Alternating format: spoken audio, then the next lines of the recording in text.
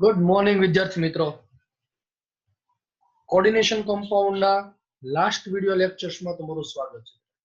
આપણે last video lecture જે છે એ લાસ્ટ વિડિયો લેક્ચર એટલા માટે કે તમારું કોર્ડિનેશન કમ્પાઉન્ડ જે છે આજે અહીંયા પૂરું થશે. આપણે છેલ્લા વિડિયો લેક્ચરમાં શેનો અભ્યાસ કર્યો હતો? તો કે સર છેલ્લા વિડિયો લેક્ચર્સમાં આપણે મેટલ કાર્બોનિલ કમ્પાઉન્ડ જે છે એ મેટલ કાર્બોનિલ ધાતુ કાર્બોનિલ સંયોજનો કોને કહેવાય તે ઓર્ગેનોમેટાલિક કમ્પાઉન્ડ કોને કહેવાય તે તેનો ઉપયોગો શું છે એ બધી જ ચર્ચાઓ આપણે છેલ્લા વિડિયો લેક્ચરમાં કરી. હવે આજનો વિડિયો લેક્ચર જે છે આપણા માટે સૌથી અગત્યનું એટલા માટે કે uses and application of the coordination compound chapter જે છે કોઈ એટલી બધી થિયોરિટિકલ અગત્યતા જે છે એ થિયોરિટિકલ અગત્યતા નથી ધરાવતું. કદાચ હાર્ડલી કોઈ જગ્યાએ શોર્ટ ક્વેશ્ચન છે એ શોર્ટ ક્વેશ્ચન 2 માર્ક્સમાં છે તમારી સાથે આવી જાય કે જુદા જુદા ફિલ્ડમાં જે છે એનો ઉપયોગ થાય છે એ કઈ કઈ ફિલ્ડ છે ને દરેક ફિલ્ડ પ્રશ્ન પૂછે. દાખલા તરીકે સંકીર્ણ સંયોજનોની જૈવિક અગત્યતા સમજાવો, આવો પ્રશ્ન પૂછાય તો શોર્ટ ક્વેશ્ચન જે છે શોર્ટ ક્વેશ્ચન તમારામાંથી આવી શકે. આખો લોંગ ક્વેશ્ચન છે આ ટાઈપનો. બરાબર, ચાલો શરૂઆત કરીએ છીએ કે કઈ કઈ ફિલ્ડમાં જે છે એ કઈ કઈ ફિલ્ડમાં એનો ઉપયોગ થાય છે. કોર્ડિનેશન કમ્પાઉન્ડ જે છે એ કોર્ડિનેશન કમ્પાઉન્ડનો ઉપયોગ બીજી કઈ કઈ ફિલ્ડમાં થાય છે એની અહીંયા ચર્ચા કરેલી છે. તો જનરલી કોર્ડિનેશન કમ્પાઉન્ડ જે છે એ કોર્ડિનેશન કમ્પાઉન્ડ ગુણાત્મક અને જથ્થાત્મક જે છે જગ્યાએ ઉપયોગી છે. ગુણાત્મક અને જથ્થાત્મક જગ્યાએ એનાલિટિકલ કેમિસ્ટ્રી જે છે એ એનાલિટિકલ કેમિસ્ટ્રીમાં એનો ઉપયોગ ખૂબ વધુ પ્રમાણમાં ખાસ થાય છે.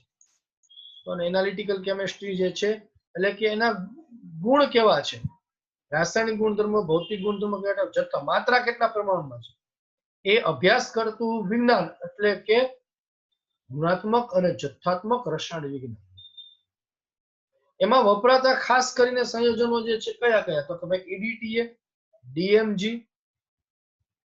Ethylene diamine tetraacetate, DMG dimethyl glyoxime, alpha nitroso beta naphthol cupron વગેરે છે એનો સમાવેશ થાય. તો હવે આલ્ફા નાઇટ્રોસો બીટા EDTA નું સ્ટ્રક્ચર તો તમને બેટા ખબર છે. તમારા માટે સ્ટ્રક્ચર જે જાણવાનું છે એ DMG, આલ્ફા નાઇટ્રોસો બીટા નેફ્થોલ અને ક્યુપ્રોન જે છે એના સ્ટ્રક્ચર્સની વાત કરવાની. જો કે સ્ટ્રક્ચર જે છે તમારા માટે એટલા બધા અગત્યતા નથી, કારણ તો કે ભાઈ પરીક્ષામાં એના સ્ટ્રક્ચર્સ ક્યારેય પૂછાતા નથી. બરોબર, તો માટે સ્ટ્રક્ચર્સ તમારે યાદ રાખવાની જરૂરિયાત નથી, પણ છતાં કોઈ જગ્યાએ જો કોઈ આવી જાય એટલા માટે હું અહીંયા તમને કરાવું. આ છે DMG ડાયમિથાઇલ ગ્લાયોક્સાન. DMG ડાયમિથાઇલ ગ્લાયોક્સાન જો ડબલ બોન્ડ NOH અને કહેવાય ઓક્સાઇડ કહેવાય. આપણે આગળ કેમિસ્ટ્રીમાં જેમ ઓર્ગેનિક કેમિસ્ટ્રીમાં આગળ વધશે એમ બધા આવશે.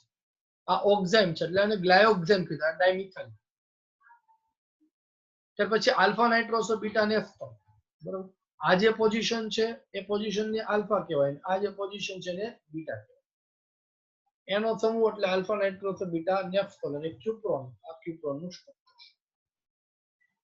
બરોબર છે, ચાલો હવે આપણે વાત કરીએ નેક્સ્ટ કઈ કઈ જગ્યાએ એની અગત્યતા ધરાવે. તો કે ભાઈ હવે તમને શોર્ટ ક્વેશ્ચન છે, પરીક્ષામાં પ્રશ્ન પૂછાય કે ભાઈ તમારે પાણીની કઠિનતા દૂર કરવા સંકીર્ણ સંયોજનોની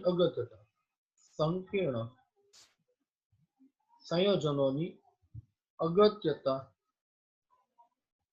જણાવો, આવો પ્રશ્ન પૂછાય. જો કે આ સવાલ જે છે તમને ધોરણ 11 જે છે એ ધોરણ 11 ના હાઇડ્રોજનના ચેપ્ટરમાં જો તમને ખ્યાલ હોય તો બેટા તમારે આવે. પહેલો પ્રશ્ન જે છે એ કઠિન પાણી કોને કહેવામાં આવે છે? કઠિન પાણી કોને કહેવાય? તો કે તમને ખ્યાલ છે કે જેમાં કેલ્શિયમ +2 અને મેગ્નેશિયમ +2 ના ક્ષાર હોય એમને કઠિન પાણી તરીકે ઓળખવામાં આવે છે. હવે આ કઠિન પાણીમાં રહેલી કઠિનતા દૂર કરવા માટે જે છે એને EDTA માંથી પસાર કરવામાં આવે છે. EDTA નો સોડિયમ ક્ષાર Na2EDTA એમાંથી તમે એને પસાર કરો એટલે એમાંથી કેલ્શિયમ +2 અને મેગ્નેશિયમ +2 છે એ સોડિયમનું રિપ્લેસમેન્ટ કરે. એટલે સોડિયમના સ્થાને ગોઠવાય એટલે બે સોડિયમને રિપ્લેસમેન્ટ કરી લે, CaEDTA બને. બરોબર છે. તો આ એની અગત્યતાની પાણીની કઠિનતા દૂર કરવા માટેની વાત. આ ઉપરાંત ધાતુ નિષ્કર્ષણ જે છે એ ધાતુ નિષ્કર્ષણમાં પણ એનો ઉપયોગ થાય છે. એટલે તમને ફરી પાછો અહીંયા પ્રશ્ન પૂછે કે ધાતુ નિષ્કર્ષણમાં સંકીર્ણ સંયોજનોની ઉપયોગિતા જણાવો. નિષ્કર્ષણમાં ધાતુને ખનિજમાંથી ધાતુના નિષ્કર્ષણ કરવા માટે એ મેટલોલોજી ધાતુ કર્મ વિધિ છે એમાં ઉપયોગ થાય. આપણે ધોરણ 12 માં છઠ્ઠા ચેપ્ટર જે છે ચેપ્ટર નંબર 6 માં આના વિશે બધી ડિટેલમાં ચર્ચા કરવાની છે, પણ અહીં ઉપયોગો છે એટલે વાત કરી છે કે ધાતુના કેટલાક અગત્યના નિષ્કર્ષણના પ્રક્રમમાં ખાસ કરીને સિલ્વર અને ગોલ્ડના નિષ્કર્ષણમાં સંકીર્ણ સંયોજનોનો ઉપયોગ થાય. દાખલા તરીકે તમને કીધું છે કે ગોલ્ડ જે છે ઓક્સિજન અને પાણીની હાજરીમાં સાયનાઇડ સાથે પ્રક્રિયા કરી AuCN2 -2 ડાયસાયનેડોઓરેટ +3 ઓક્સિડેશન અવસ્થા ધરાવતું સંકીર્ણ રચાવે છે, જલીય દ્રવમાં બનાવે છે. બરોબર. એટલે તમારી પાસે સપોઝ કે મિક્સચર છે કે જેમાં ગોલ્ડ હોતન છે, બરોબર, આ મિક્સચર છે, એમાં ઓક્સિજન અને સાયનાઇડ પાણીની હાજરીમાં તમે જ્યારે પ્રક્રિયા કરો ત્યારે એમાંથી આ ડાયસાયનેડોઓરેટ બની એને અલગ કરો અને એમાં પછી ઝિંક ઉમેરો. હવે આમાં શું મેળવી દેવાનું બેટા? ઝિંક ઉમેરો. ઝિંક શું કરશે? આને રિપ્લેસ કરશે. તમને એમાં મળશે ZnCN2 પ્લસ ગોલ્ડ છે છૂટું. તો આ ધાતુ નિષ્કર્ષણમાં એની અગત્યતાની વાત. ક્લિયર છે? નેક્સ્ટ ઉપયોગોની આપણે વાત કરીએ. બીજા છે ધાતુ નિષ્કર્ષણના ઉપયોગો પૂછે તો બે ઉપયોગ. એક આપણે વાત કરી પ્રમાણે કે ગોલ્ડ અને સિલ્વર જેવી ધાતુના નિષ્કર્ષણમાં. બીજી વાત આપણે કરવાની છે અહીંયા નિકલના શુદ્ધિકરણ માટે. નિકલના શુદ્ધિકરણ કરવા માટેની પદ્ધતિ છે ને મોન્ડ કાર્બોનની પદ્ધતિ પણ કહેવાય. કઈ પદ્ધતિ કે બેટા? મોન્ડ કાર્બોનિલ પદ્ધતિ. તેના માટે વપરાય તો કે નિકલના નિષ્કર્ષણ કરવા માટે. શુદ્ધિકરણ નહીં બેટા, નિષ્કર્ષણ. નિકલના નિષ્કર્ષણ કરવા માટે. અશુદ્ધ નિકલ જે છે એટલે કે જેમાં નિકલની સાથે આ નિકલ છે એની થોડીક સાથે અશુદ્ધિઓ છે એટલે કેને કીધું? અશુદ્ધ નિકલ. હવે અશુદ્ધ નિકલની કાર્બોનિલ સાથે પ્રક્રિયા કરો એટલે NiCO4 બને, પણ આ કેવું બને? બાષ્પશીલ. એટલે આ મિક્સચરમાંથી ટેટ્રાકાર્બોનિલ નિકલ મળે, પણ સાથે એની જ્યારે બાષ્પ મળે, આ બાષ્પને તમે અલગ કરી ઠંડી પાડો એટલે તમને શુદ્ધ અવસ્થામાં NiCO4 મળે. બરોબર. એટલે તમને હવે અશુદ્ધિ બધી રહી જશે, બાષ્પમાં ટેટ્રાકાર્બોનિલ નિકલ મળે, એનું વિઘટન કરો એટલે નિકલ તમારો શુદ્ધ અવસ્થામાં મળે. અશુદ્ધમાંથી શુદ્ધ નિકલ મેળવવા માટે મોન્ડ કાર્બોનિલ. રેડી? આ બધું વસ્તુ તમારે ખાલી યાદ જ રાખવાની છે. થિયોરેટિકલ પ્રશ્ન પૂછાય તો તમને આવડવો જોઈએ. ત્યાર પછીનો પ્રશ્ન જે છે તમને પરીક્ષામાં પૂછાઈ શકે જૈવિક અગત્યતા. આ અગત્યનો ટોપિક છે, IMP છે. શું? તો કે ભાઈ જૈવિક અગત્યતા, સંકીર્ણ સંયોજનોની જૈવિક અગત્યતા જણાવો. કઈ કઈ જગ્યાએ MCQ પણ સ્વરૂપે છે તમને પૂછાય છે. શું કીધું છે કે જૈવિક પ્રણાલીઓ જે છે એ જૈવિક પ્રણાલીઓમાં અગત્યનો ભાગ એ સંકીર્ણ સંયોજનો ભજવે છે. ખૂબ જ અગત્યના સંકીર્ણ સંયોજનો છે. વર્ણકો એટલે કે પિગમેન્ટની બનાવટમાં ક્લોરોફિલ જે મેગ્નેશિયમનું સવર્ગ સંયોજન. યાદ રાખજો કોણ કોનું છે. ક્લોરોફિલ જે વનસ્પતિમાં પ્રકાશ સંશ્લેષણ માટે છે એમાં સવર્ગ ધાતુ કઈ આવશે બેટા? મેગ્નેશિયમ.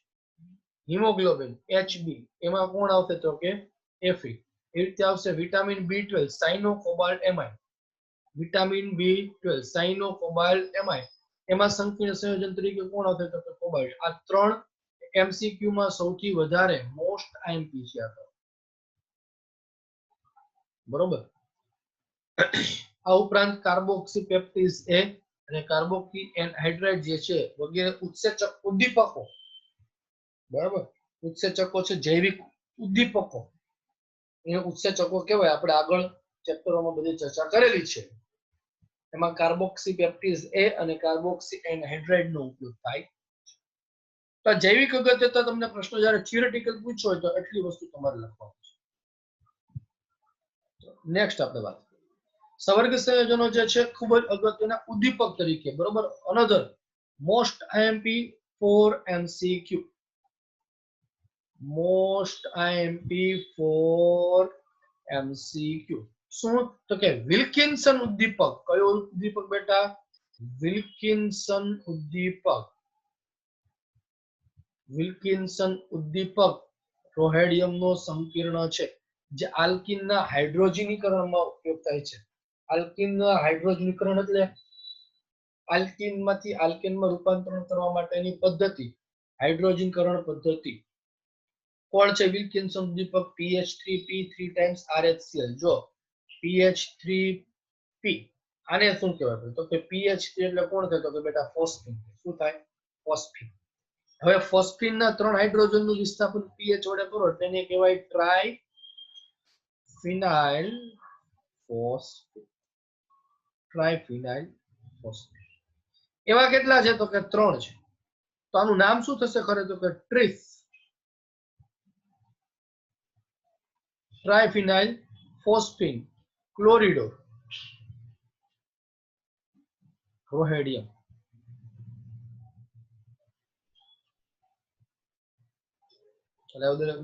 વિલ્કિન્સન ઉદ્દીપક અણુસૂત્ર શું થશે? યાદ રાખજો બેટા, પરીક્ષામાં મોસ્ટ આઈએમપી છે.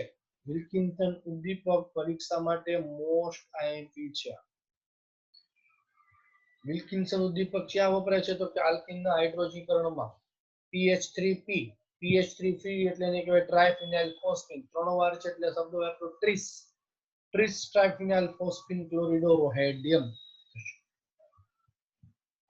ચાલો, ત્યાર પછી આપણે હમણાં વાત કરી પ્રમાણે ગોલ્ડ અને સિલ્વર જે છે એના નિષ્કર્ષણ માટે એનો સંકીર્ણ AgCN2-1 AuCN-2 માં સિલ્વર અને ગોલ્ડ વડે લીસો અને એક સરખો વિદ્યુતીય ઢોળ ચડાવવા માટે વપરાય છે. કોઈ પણ વસ્તુ છે એના પર ચાંદીનો ઢોળ ધારો કે ચડાવવો છે, ચાંદીનો ઢોળ ચડાવવો, તો આ જે પદાર્થ છે એને આ પાત્રમાં ડુબાડી દે. ડાયસાયનિડો ઓરેટનું કોઈ સંકીર્ણ સંયોજન છે એમાં ડુબાડી દેવું, એના પર જે છે ચાંદીનો ઢોળ છે ચડી શકે. એટલે ગોલ્ડનો ઢોળ છે ચડાવવામાં, બરોબર. આ ઉપરાંત શ્વેત ફોટોગ્રાફી, બ્લેક એન્ડ વ્હાઇટ ફોટોગ્રાફીમાં ડેવલપર તરીકે છે એનો ઉપયોગ થાય. કોણ થાય એનો ઉપયોગ? તો કે ભાઈ ખાસ યાદ રાખો Ag(H2O3-2). H2O3-2 એટલે એને કહેવાય થાયોસાઇનો. થાયોસલ્ફેટ, બરોબર. થાયોસલ્ફેટો, sodium thiosulphate Na2H2O3, sodium thiosulphate કહેવાય, પણ એનો લિગેન્ડ સલ્ફેટો આયન કહેવાય, થાયોસલ્ફેટ. તો ડાયથાયોસલ્ફેટો આર્જેન્ટિનેટ લખી શકાય. આર્જેન્ટિનેટ એટલા માટે એડ પ્રત્યય માઇનસ આયન છે. સિલ્વર છે, સિલ્વરેટ નો લખાય, આર્જેન્ટિનેટ લખાય.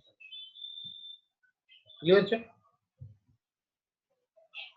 ચાલો, ત્યાર પછી ચિકિત્સા પદ્ધતિઓ. Another most important, most IMP for 2 માર્ક્સની થિયરી. શું તો કે ચિકિત્સા દ્રષ્ટિએ, ચિકિત્સા ઉદ્યોગમાં કિલેટ સંયોજનો અથવા તો સંકીર્ણ સંયોજનોને અગત્ય. કિલેટ થેરાપી કરે છે.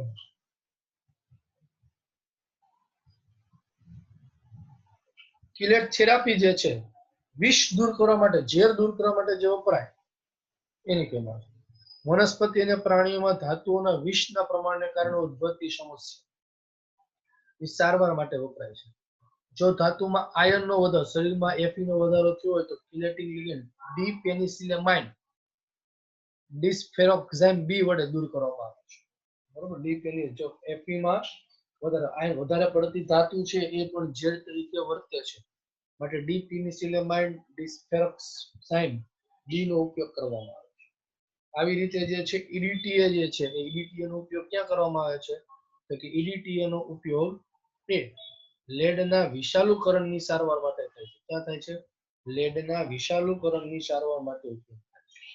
આ ઉપરાંત પ્લેટિનિયમ જે છે કેટલાક સંવર્ગ સંયોજનો અસરકારક રીતે ગાંઠની વૃદ્ધિમાં એટલે કે કોણ કહેવાય કેન્સર કેન્સરના સારવારમાં વપરાય છે. કોણ વપરાય છે બેટા? તો કે સિસ્પ્લેટિન. કોણ વપરાય છે? સિસ્પ્લેટિન. સિસ્પ્લેટિન એટલે શું? તો કે PTNH3 twice Cl2.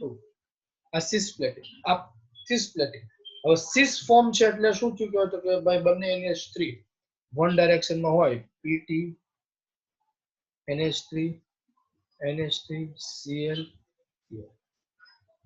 બરોબર. તો બંને એમોનિયા છે એ સેમ ડાયરેક્શનમાં, તો બંને Cl સેમ ડાયરેક્શનમાં હોય તે સિસ સંકૃતક છે. ધોરણ 11 ના પહેલા જ દિવસના પહેલા જ લેક્ચરમાં આની વાત કરી છે. કેન્સર જેવા રોગોના સારવાર માટે વપરાતી દવા સિસ્પ્લેટિન અને ટેક્સોલ. ક્લિયર છે? ચાલો, તો આ જે વાત આપણે બેટા કરી એ વાત બધી જ આપણે એના ઉપયોગોની વાત કરી. ઉપયોગ. તો ચેપ્ટર તમારું જે છે અહીંયા સંપૂર્ણ હવે પૂરું થઈ ગયું. હવે આપણે જે છે એને એમસીક્યુ ની પ્રેક્ટિસ છે. એમસીક્યુ ની પ્રેક્ટિસ છે એમ આપણે કરવાની છે. તો હવે આના પછીનો જે વિડિયો લેક્ચર છે, હવે આ વિડિયો લેક્ચર નું કટ કરું છું.